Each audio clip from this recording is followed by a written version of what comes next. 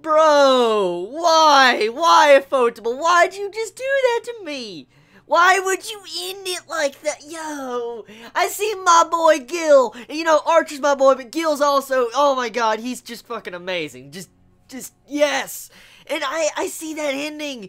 I'm so conflicted right now. I'm so conflicted with that ending because I'm a fan of Gil, but to see what he did to Illya's maidservants, I know those two, because I watched Fate Khalid. I know those two characters, because if I am correct, those are the two maidservants that are with Illya and Fate Khalid staying with her. And if I'm correct, I'm so conflicted because I just saw those two fucking die, and I'm like, bro, I like those two characters, and so, this was, wow, oh, I don't even know where to begin. There's just so much to discuss. So I have so much to discuss right now when it comes to this episode. But I just want to take a moment to talk about that Gil scene. So, Gil, he's like, fuck it. I'm just charging into Berserker.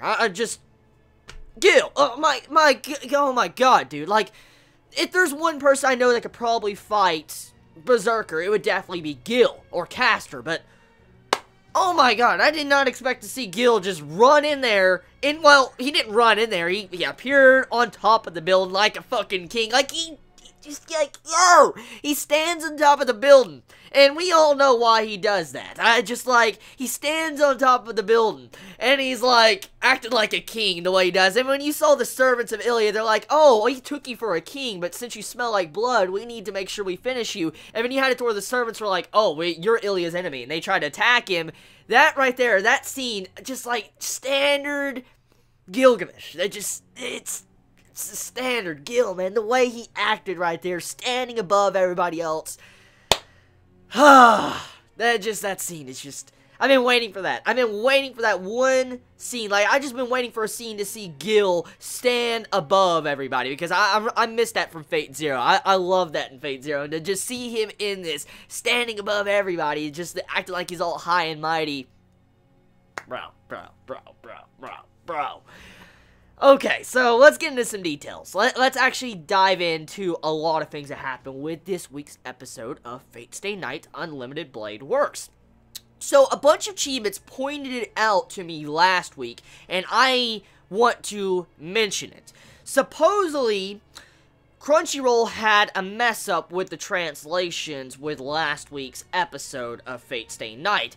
Now, if I'm correct, the Guardians, it was called like the Protectors or whatever. That's what Archer was mentioning in the last episode of Fate Stay Night when he was talking about something like a Protector, and he was talking about himself.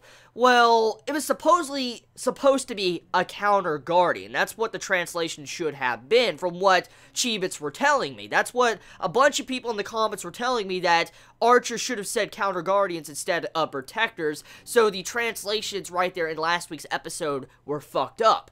And that's kind of upsetting, because that just changes the entire ball game when I start thinking about certain things. Like, I mentioned it last week. I mentioned the Counterforce, and I thought it was Karmic Justice at first.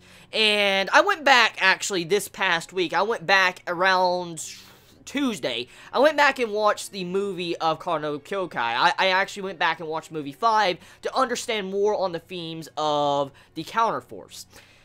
And now I'm starting to understand a little bit more, because after a bunch of Chibits pointed out that Archer said Counter Guardian instead of Protectors in last week's episode because the translation fuck up, it makes my intrigue and interest into the series grow. I have no idea what's going to happen, but I can make some good theories, because judging by the title of Counter Guardian, for what Chibits mentioned to me last week, I'm assuming that it's directly tied with the Counterforce, because I do know Karno Kyokai and Fate are tied into the same verse, Type Moon's verse. They're tied into the same universe, and they are connected. The entire inner workings of the worlds are connected, and so I'm assuming the Counterforce is also playing a role in the, Type Moon's Fate universe.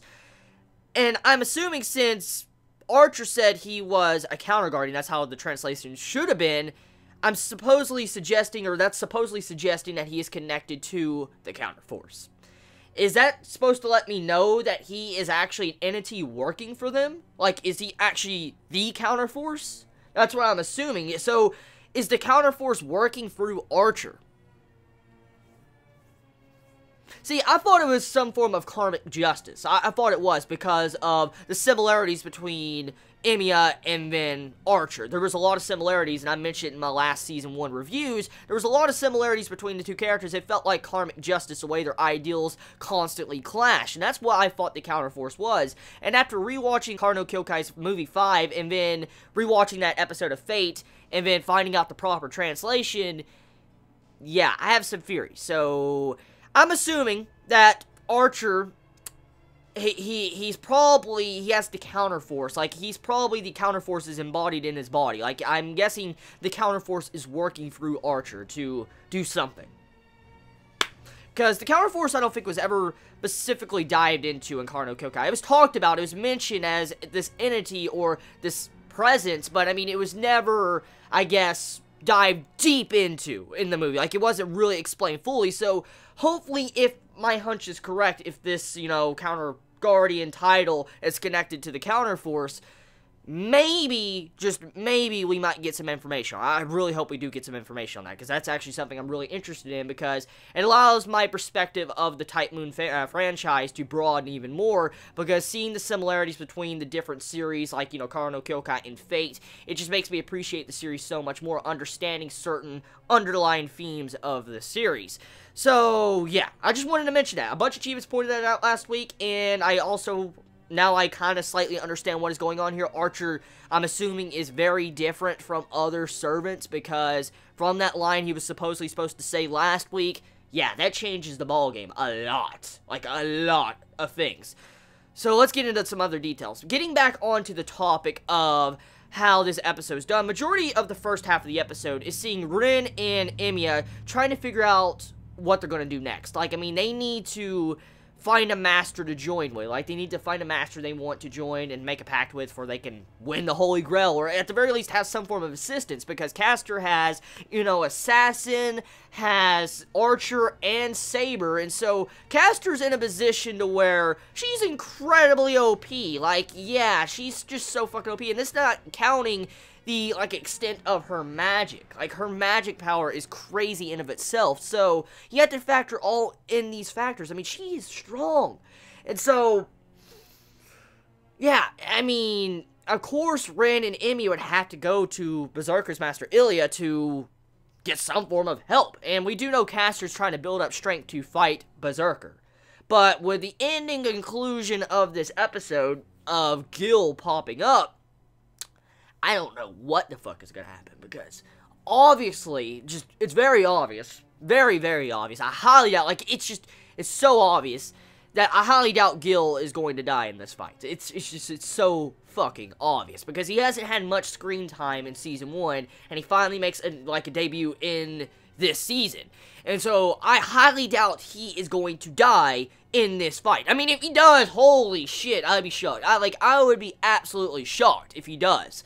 But I just highly doubt it. After seeing the feats of Gil and all that stuff before, yeah, no. I highly doubt that. But I'm not saying Berserker's gonna die either, because Berserker, fucking Illya, dude. It's freaking Illya. Berserker, you know, just look what he did to Saber. I mean, seriously. And then you saw how he was regenerating after death. Yeah, so even if Gil was, let's say, to kill Berserker, Berserker would come back, from what we can assume, so, yeah. So, either way, it can go either direction. I assume we're gonna get a stalemate. I'm assuming that Berserker and Gil are gonna have a stalemate, and it's gonna probably end off right there. Like, you know, they're just gonna have a stalemate, they're gonna get away, and something else is gonna happen. Now, one thing I found very interesting about this episode of Fate was the information on Castor. Castor gets fleshed out as a character, and quite unexpected, to say. Like, we see some inner workings of Castor and how she really is, and she's not all that bad, from what I first thought. Like, all the things we have heard from Castor through Season 1, and then this season now for these past 2 episodes, we've always heard that Castor was a Vexen, she was a traitor, she betrayed, you know, her husband or whatever, and she killed him. That's what I heard from, you know, if I remember correctly, that's from the stories. I could be wrong, though. Please forgive me if I'm wrong. But the point is that she's always been labeled as, like, this evil person, but seeing her perspective in this episode, she doesn't seem to be all that bad. Like, she wasn't that bad. She even went as far as to free the children's lives in this episode. When that dude, like, she had a previous master, which, like, holy crap, I didn't expect to see Castor with a previous master. I'll dive into those details in a moment. I just want to talk about Castor as a character. So, Castor, she went as far as to free the children. And that is shocking, because from what we learned from the beginning of Fate, like the beginning parts of Fate Stay Night Season 1, Castor was killing people and sacrificing people to grow stronger. That's what Castor was doing. That's what we heard. And with this episode, it completely contradicts what we heard in the first season. So, what the fuck happened? Like, what happened? Because you have to think about this. I mean, Castor went as far as to free those people that were being used as experiments in the life source of mana. And so, what happened to Castor for her to start using people to grow her magic? Was it something else entirely? I mean, did her new master force command seals on her and force her to do something like that? I mean, there's a lot of questions I have right now, or it could go a little bit deeper than that, which I will get into now. So, Castor had a previous master. And I didn't expect that. That threw me off guard. When I was first watching the episode, like when I first started the episode and I was seeing this flashback, I assumed, what I was first assuming was that Castor was in a previous Grill War. That's what I was assuming when I first started the episode, because I didn't recognize this dude. Like, I personally did not recognize this dude that got killed in this episode, and I'm like, was Castor in a previous Grill War? That's what I was assuming, so I'm like, what the hell? And as the episode progressed, we find out it's the exact same time as the current Grill War, because you see Kotomi Nakire, and I'm like, what the fuck? Like, what the fuck? So, I was just, like, obviously this takes place after Fate Zero, and the only Holy Grail after Fate Zero is the one currently going on, so I'm like, okay, so Castor had another master before her current master. And inevitably, we see how Castor, she just goes out of her way to try to help her master out. And she says, like, that your methods of getting mana and stuff is not that smart. She frees the children. And the dude eventually just calls her witch, slaps her, like, hits her in the face, calls her a Vexen, and Castor is very upset about this. And we do know Castor gets very upset when people call her a witch or a Vexen. It's very obvious. It's very, very, very obvious that she gets upset, because in the first season, she got very upset when Archer said something like that. And you have to wonder, I mean, what made Castor change her perspective after what her previous master did? Because I'm assuming right now, this is me theory crafting, I'm assuming that this new master she has, since we have seen how he seems very passive about the whole situation with Castor, how he doesn't really care what Castor does. I mean, Castor go kill people, and it doesn't matter to him. I'm assuming since Castor sees some form of self-respect or some respect from her new master, I think she's going out of her way to try to protect her master. And I think that's probably why she changed her ideals or her perspective on freeing people to now killing people to grow stronger, probably to protect this new person that actually believes in her and doesn't call her a traitor, a Vexen, or a witch. I'm assuming that's what probably changed Castor, and why she is like she is now compared to how she was with her previous master in this Holy Grail War. So yeah, that's my theory right there. I'm assuming that is what's happened. That she's kind of fallen in love, I'm guessing, with her master. Yeah, I think that makes about a lot of sense, actually. That makes a lot of sense if you think about it. Now, we also find out that Castor is connected with Hercules. Like, we find out Berserker is Hercules in this episode. And so, hot damn, like, it's kind of obvious if you think about it. The beef macho-ness of Berserker. Like, Berserker, be Hercules and kick some fucking ass. So, yeah, I wonder if he has an Achilles heel. Anyways, just seeing how Berserker's identity was revealed with this episode, pretty amazing. It was very obvious, though, from different perspectives. If you look at the design of Berserker, it's kind of obvious. Still, he is Hercules.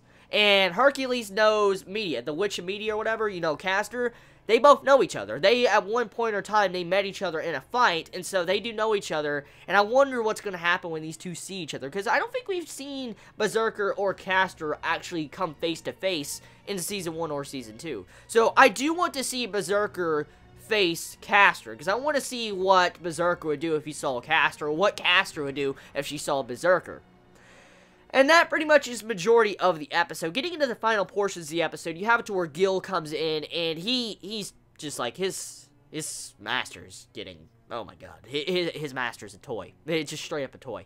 That poor master. Did you see what happened to Shinji? He got launched from the sky. He almost hit the ground face first and became, like, splatter of ketchup all on the ground. But Gil, you know, stopped it, but still, the point is that the poor guy, he's just a puppet. He's straight up a puppet, or he's a fiddle for Gil. He's just entertaining himself for the time being. And that's hilarious. It's straight up hilarious. And that's pretty much it when it comes to this episode. So tell me your thoughts when it comes to this episode of Fate. Y'all have a wonderful day or night wherever you live. Please be safe. Chibi out.